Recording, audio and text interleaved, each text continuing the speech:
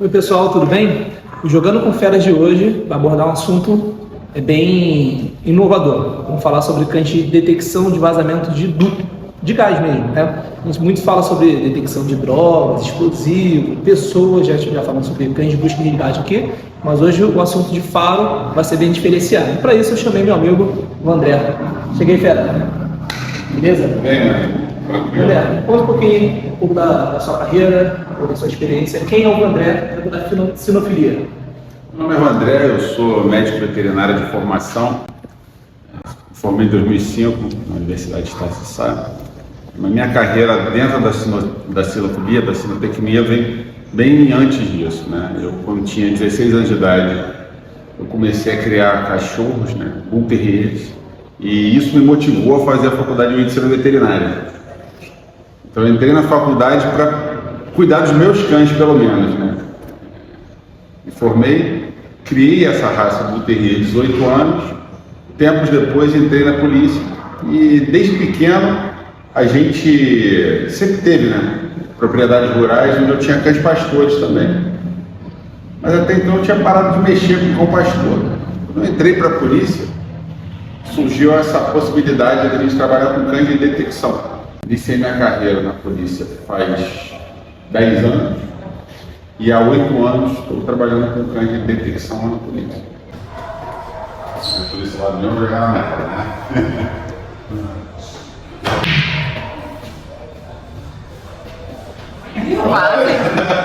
Sorte, né? Pessoa aí, me deixando.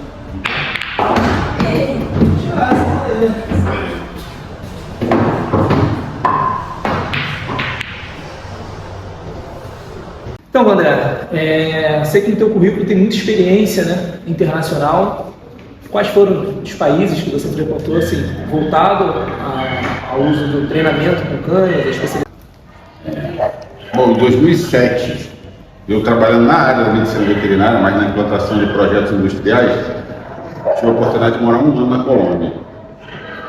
Minha escala lá, eu ficava 2 meses lá por 1 mês aqui, e nessa época eu não era policial ainda. Nem trabalhava com cães de detecção. Então, depois desse ano eu voltei. Em 2012, quando eu entrei na polícia, eu lembrei, né, desse período que eu passei na Colômbia, de um rapaz que eu tinha conhecido lá, um policial, que trabalhava com cães de detecção. Quando eu já estava no canil da polícia, eu falei assim, bom, vou entrar em contato com esse rapaz, já que a Colômbia é precursora na utilização de cães de detecção aqui na América do Sul, especialmente por conta da questão dos explosivos, né? Pablo Escobar, na época, ele tinha como costume, quando ele tinha aspirações políticas, ele tinha como costume amedrontar seus rivais através da utilização de artefatos explosivos. Então eles se viram desesperados e foram buscar esse conhecimento nos Estados Unidos, trouxeram cães de detecção. Então a Colômbia está há anos à nossa frente no que se trata de detecção. Então a gente teve essa oportunidade, eu entrei em contato com esse meu amigo, explicando que hoje eu era policial. E perguntei como é que eu fazia para fazer um curso lá. Ele falou, é fácil. Você me manda um ofício, e a gente disponibiliza todo ano vagas institucionais mesmo para outras polícias do mundo virem fazer o curso aqui com a gente. Então a gente foi para lá, incentivo do meu chefe na época lá, Dr. Fabrício, mandar um abraço para o Dr. Fabrício, que acreditou no projeto, comprou a nossa ideia e falou, não, eu vou enviar vocês para lá. Então fomos eu e mais um amigo, a gente adquiriu 2 cães lá na Colômbia, nós fizemos um curso lá de 96 dias, chamado Guias Caninos de Detecção de Substâncias, e aí a gente voltou com a mente totalmente aberta. A gente tinha uma forma de operar, uma doutrina. Um divisor de águas. Foi um divisor de águas, assim, do momento do curso da Colômbia, 2017, até hoje, assim, 6 anos se passaram, nesses 6 anos a gente evoluiu 20 anos, vamos dizer assim, no que se trata de detecção, institucionalmente falando. Isso falando tanto narcótico quanto explosivo, né? Isso. Aí, posteriormente, em 2021, a gente teve a oportunidade também de receber um convite do comandante da Força Civil lá do México, para que a gente fizesse uma delegação aqui e enviasse para lá para fazer um curso de canja de múltiplo emprego. Diferente, a gente tinha então até o momento trabalhado somente detecção, e a gente tinha a oportunidade então de desenvolver outras atribuições para um mesmo cão. Todo mundo fala que o Malinois é a Ferrari dos cães, mas por que é a Ferrari dos cães? Pela capacidade de desempenho, pela rusticidade, pela possibilidade de absorver mais de uma função. Então, com o mesmo cão a gente pode fazer detecção, a gente pode fazer busca e captura, a gente pode fazer proteção. O Malinois, né, os cães pastores em geral, né, a gente fala muito Malinois, mas pode ser Malinois holandês, BRN, a gente fala muito Malinois, mas eles absorvem essa capacidade e desenvolvem todas elas muito bem. Então, a gente foi para o México, ficou 55 dias lá também, em 2021, e já voltou, foi o segundo divisor de águas, porque hoje a gente trabalha não somente a detecção, mas também o múltiplo emprego, ou duplo emprego, né? Sendo que nossos cães de detecção, eles são voltados 80%, 70% para detecção e 20%, 30% para, caso seja necessário, intervir utilizando o cão como ferramenta menos letal. Assim. Eu lembro que na minha formação, Jackson estava presente, um abraço aí para o Jackson. Nem sei se você vai lembrar que ele estava na formação de 2013 do Cães de Guerra lá do primeiro BG. E ele falou, se eu tiver um cão, ele como um policial, tiver um cão que vai fazer a detecção de explosivo, vai distraído, e esse mesmo cão não pudesse defender ele numa situação, para ele era um trabalho pela metade, porque ele ia precisar de um policial ali, sendo um cachorro, né? Um companheiro que vai fazer o trabalho da detecção, mas se porventura precisasse defender ali a vida dele, defender a guarnição, esse mesmo cão deveria estar apto para fazer essa função, esse trabalho. E a partir dali eu também comecei a olhar com outros olhos, porque a gente tinha só a ideia de esse cão só faz isso, aquele cão só faz outro, e você tem que aumentar o efetivo todo do canil, se você tiver um para cada situação. O interessante é você ter um leque de opção tão maior, né? Exatamente. Bacana. Vamos lá então? Vamos.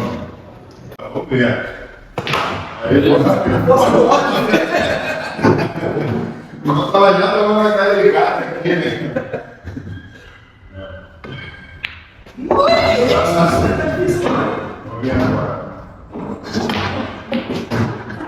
Ali batendo na cama. Conta um pouquinho do projeto, como surgiu, né? A história da K9 Rio, K9 Pipe Dog Rio, assim que fala? K9 Rio Pipeline Dogs. É isso. Bom, é uma situação engraçada, porque eu tenho um vizinho que ele é especialista em dutos, né? É meu vizinho de prédio, nossas filhas são muito amigas. E aí a gente, sim, numa roda de amigos, conversando um pouco sobre o trabalho de cada um. Ele explicando que trabalha com dutos, etc e tal, e eu explicando que trabalhava com cães de detecção. Ele falou, cara, mas esses cachorros acham mesmo? Eu falei, cara, acha tudo. O que você botar, eles acham. Acha como? Acha arma, acha. Mas arma não tem cheiro. Eu falei, não, mas acha, cara. Acha munição? Acha. Será que esses cachorros conseguem achar gás? Eu falei, lógico que acham. Será que eles acham gás sem odor? Mas o gás não tem odor pra gente. Como é que eles vão achar? Eu falei, cara, pra gente não tem, mas pra eles tem. Que isso, cara, não é possível. Eu falei, não é possível. Vou te apresentar um amigo meu. Ligou para um camarada na hora, chamado Marcelino Guedes. Esse cara é referência na área de dutos, né? E ele tem uma empresa chamada Pipeline Brasil. E aí ele marcou uma reunião comigo. E aí ele falou assim, cara, me conta um pouco dessa tua ideia aí. Aí eu contei a ideia e ele falou, poxa, achei bacana. Por que você não escreve essa ideia? Por que você não bota no papel? Tem um concurso aberto aí de como é que é? Seleção de projetos, com apoio da FAPERJ, que pode ser que seja interessante para eles, porque é uma inovação científica interessante. Eu não conhecia, né? Um trabalho parecido. Existe isso no mundo? Eu falei, cara, olha só, eu pesquisei, não tive conhecimento de algo parecido no mundo. As pessoas trabalham com gás odorizado no México, Canadá, Estados Unidos, mas sem odor, não conheço. realmente é um projeto inédito, né? Não se tem notícia disso no mundo. Então ele falou, cara, escreve esse projeto. Eu escrevi, a gente submeteu o projeto e em centenas, dezenas de projetos nós fomos o vencedor na categoria Startup de Inovação de Projetos. E conseguimos essa verba inicial para que pudéssemos sair do papel, adquirimos 2 cães e entramos nas fases subsequentes de introdução de odor, etc. e tal, para que a gente pudesse dar início a esse trabalho. Fui criando forma, então, a partir desses 2 cães que estão aqui hospedados com a gente. Então, a gente pode até botar foto aí da Zoe e do Turuk. Eu perdi espaço aqui pro Turuk. Vocês não vão saber, mas a Priscila, minha namorada, tá filmando esse vídeo. Então, depois que o Turuk chegou aqui, ela não quer falar mais comigo não, só fala com o Turuk. Os cachorros são muito tranquilos, cara. Muito equilibrado, inteligente demais. Eu lembro que eles chegaram com um pouquinho de medo, lógico, um ambiente novo, né? Hoje, cara, se não colocar o Turuk na piscina, ele fica chateado. Tem que colocar na piscina e ele quer ser o primeiro a entrar e o último a sair. Adoram a água, adoram nadar. Chegaram que nem nadava, né? É verdade. Ficavam na água com medo. Agora, se botar, acho que se colocar o gás lá no fundo da piscina, eles vão lá dar sinal. Então, beleza. Vamos terminar esse joguinho? Eu tô falando cara de gato aqui já.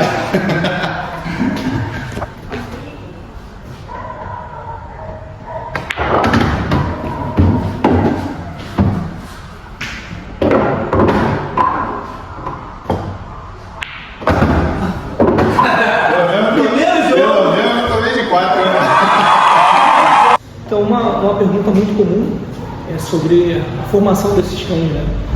Não vou repetir que já foi respondido pelo que entrevistado, que os cães não são viciados nesse odor. E por se falar em gás, fica até mais difícil de entender.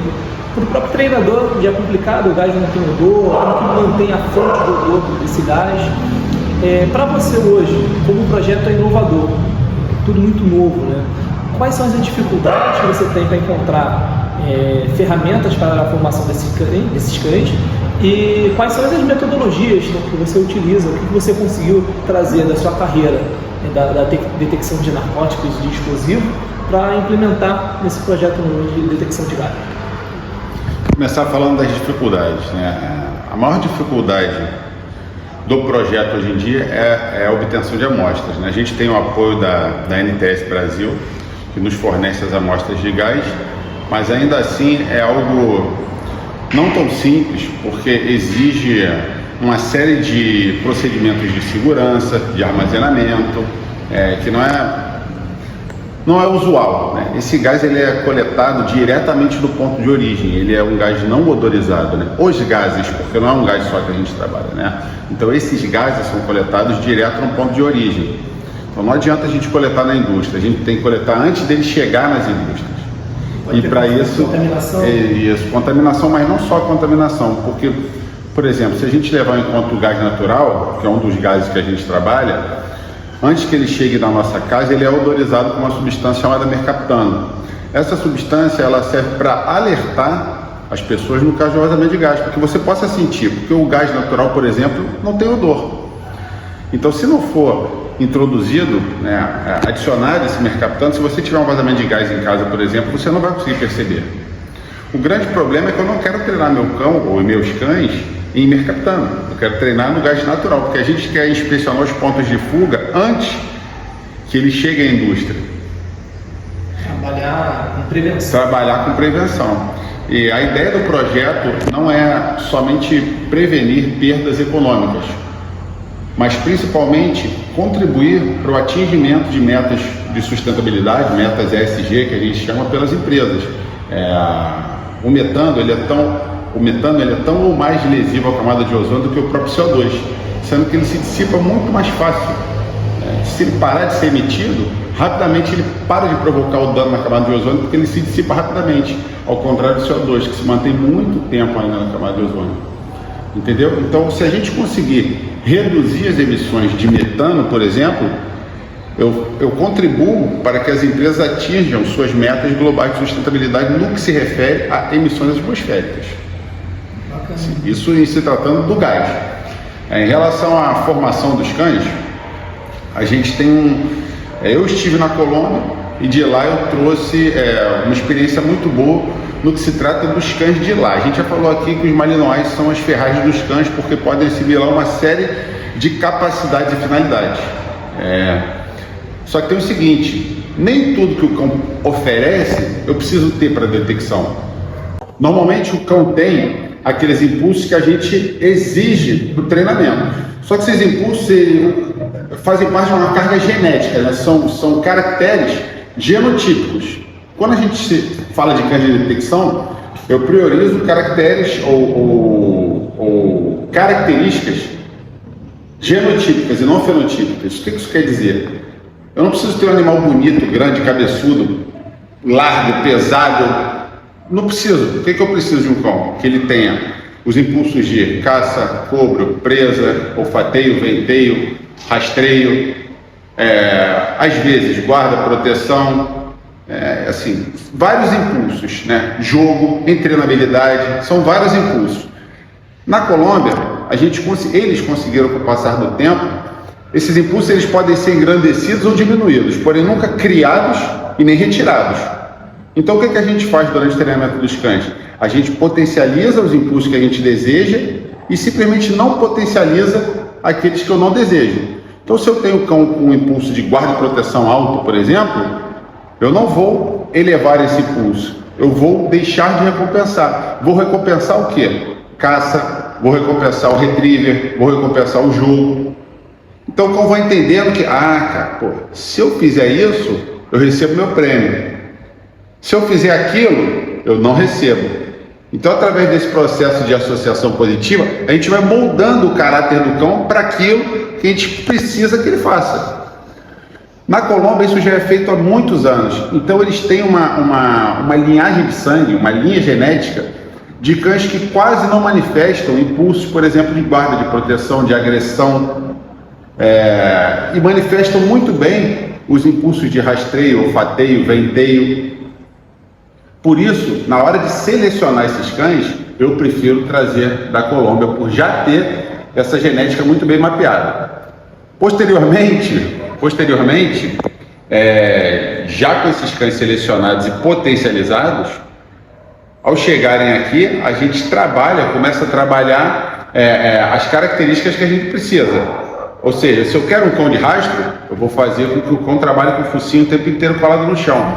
Se eu quero um cão que rastreie e olfateie, ou seja, a substância pode estar tanto no chão quanto no alto, ele vai trabalhar focinho no chão, focinho em cima, focinho no chão, focinho em cima. E a gente vai moldando o cão que a gente deseja baseado nessa forma de trabalhar. E esse mesmo cão, dependendo da situação que vai ser empregado, ele vai ter a capacidade de decidir a técnica que ele vai utilizar naquele momento ali, né? Se o gás vai estar no chão ou vai estar no ar, o próprio cão vai ter essa capacidade de ou colar o focinho no chão ou levantar um pouco mais para atingir o venteiro. Seria basicamente isso? Com certeza. Uma vez que o cão identifica, né, memoriza bem esse odor que recompensa ele, na verdade, né? Uma vez que ele tem isso bem memorizado, bem identificado, ele mesmo vai buscar a solução do problema. Normalmente, para a gente, no caso do projeto, em pequenos vazamentos, é interessante que ele trabalhe preferencialmente com o focinho bem próximo ao chão, porque os dutos estão enterrados, né? Mas nada impede que essa partícula possa vir trazida pelo vento. Então, eventualmente, quando ele estiver com o focinho no chão, se ele levantar e pegar a partícula, ele vai redirecionar para o local onde está saindo o odor. Isso é bem importante para a população entender a importância da seleção, do trabalho de seleção dos cães. A gente aqui já teve diversas amostras de trabalho com cães. A gente vai trazer ainda um projeto do Leandro lá da Petrópolis que trabalha com câncer de mama. Então, selecionar cães nos ajuda a humanidade a diminuir tais riscos ecológicos, como a do gás, como uma doença, recentemente passando pela parte do Covid, e cães selecionados foram trabalhados com isso. Então, para a sociedade entender, eu não posso pegar qualquer cão. Eu adotei esse cão, o cão ele tem que ser também adotado, a gente tem inúmeros cães aqui de projetos sociais, mas esse cão vai fazer um trabalho específico, né? Ele não pode ser qualquer cachorro. Ele tem que ser, então, um cachorro selecionado até mesmo antes do trabalho. Antes de surgir o projeto, já tinha essa seleção de cães para uma característica que já te trazia interesse, e isso ajudou, então, ao seu trabalho. Se você precisasse ainda de criar uma linha de sangue para o trabalho, talvez o projeto não teria nem saído do papel, né? Com certeza. A gente aqui, eu não gosto muito de falar de raça, né? Até porque a gente tem cães, né, raças que possuem essa aptidão, mas a gente tem cães mestiços também que fazem muito bem essa aptidão, né? O importante é esse mapeamento genético. Eles têm isso muito bem definido lá. A base de cães de trabalho deles lá na Colômbia é o Malinois, então eles trabalham bem o Malinois, o holandês, o pastor alemão, o labrador, mas a base forte deles hoje lá é o Malinois, e por isso que a gente escolheu essa raça para trabalhar aí. Esse trabalho que você mencionou de seleção genética, de identificação, né, do propósito para qual o cão vai ser empregado, isso é o mais importante para mim. Na nossa visão, isso é o mais importante, porque não adianta você pegar um cão que foi selecionado ao longo dos anos para mordida, para proteção, e querer desenvolver o faro dele. Ele pode até desenvolver bem o faro, porque eles têm essa capacidade, mas a gente vai ter que fazer um trabalho muito grande para baixar outros impulsos que são muito presentes na vida desse cão. Então, para mim, eu gosto de trabalhar com cães mais sociais e que não tenham perdido essa capacidade de brincar, essa capacidade de jogo, essa capacidade de interagir, que na verdade é o que vai mover o cão para o trabalho que a gente deseja. Eu faço um trabalho com o canil Gazabá, que é de raças nacionais, e para quem conhece meu cachorro, o Jair, um terrier que faz a busca e resgate, quando você falou sobre não extinguir o instinto e sim reforçar a característica que você deseja, é o meu trabalho diário com o cachorro. Ele é pequenininho, mas ele tem uma agressão muito alta. Se eu tivesse potencializado essa agressão, hoje ele não seria um cão de busca e resgate. Porque eu simplesmente só direcionei a parte social, a caça, a lúdica, mas de vez em quando ele ainda mostra os dentes para alguém. É o terrier, né? Então assim, mas a gente já tem o terrier, que é o Obama, e você pode pendurar ele pelo rabo aqui, que ele está achando show de bola. Toda a interação que você faz com ele não tem agressão alguma, aquele cachorro. Então, mesmo indivíduo da mesma raça, basicamente da mesma linha de sangue, ainda pode oferecer características que são inaptas para o seu trabalho, né? Antes de tudo, agradecer aqui a sua presença, esse momento incrível aqui que a gente pode trocar ideia, lembrar de velhos amigos. É muito bom ganhar você aqui nessa lugar. Mas jogou bem. Mas falando assim do projeto, como que você imagina todo esse trabalho, essa semente que você está plantando hoje, não só para a parte ecológica do planeta, mas para a utilização de cães, né, nesse ideal? Daqui a alguns anos, essa semente aqui você imagina ter construído o quê? Eu digo sempre que a tecnologia avança muito, né? Eu digo sempre que existem diversas ferramentas tecnológicas que possuem esse propósito de identificar vazamento de gases, no nosso caso aqui, mas nenhuma ferramenta é tão eficaz e possui um custo tão baixo quanto o uso de cães. Eu acredito muito na capacidade olfativa desses animais, aposto nisso. Desenvolvo um projeto pensando não só no desenvolvimento, no objetivo fim, né, que é a identificação desses vazamentos, mas principalmente para o nosso aprimoramento mesmo pessoal, acadêmico. Esse é o meu objetivo principal do projeto, me desenvolver academicamente, entender um pouco mais da metodologia do olfato canino, né, da capacidade olfativa do cão. Esse é o principal. E, paralelamente, se a gente puder ajudar as empresas a reduzirem as suas emissões, eu acredito muito, melhorar a qualidade de vida para todos, reduzir o efeito estufa, promover a economia dessas empresas também, fortalecendo diversas áreas, eu acredito que a gente consiga não só adquirir mais cães para desenvolver esse trabalho, como abrir novas possibilidades para outras pessoas também que desejem trabalhar com isso. Então, para você que ainda é inscrito no nosso canal. É importante que você possa nos ajudar, porque assim o YouTube vai estar levando esse conteúdo para mais pessoas que têm interesse de aprender sobre cachorro, ou também conhecer esse mundo canino. Tá? Cada semana a gente vai estar trazendo mais novidades para vocês.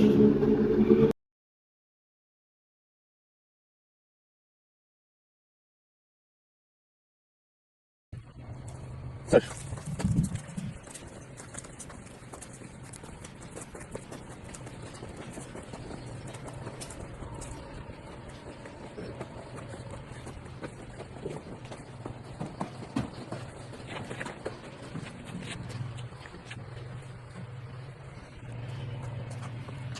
Segurou que o garoto. 18. 7.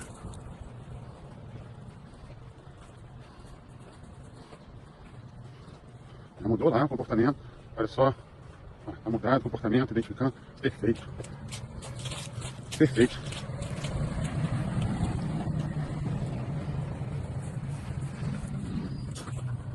Vamos ver. Foco, foco, foco. Foco. Ok, garota.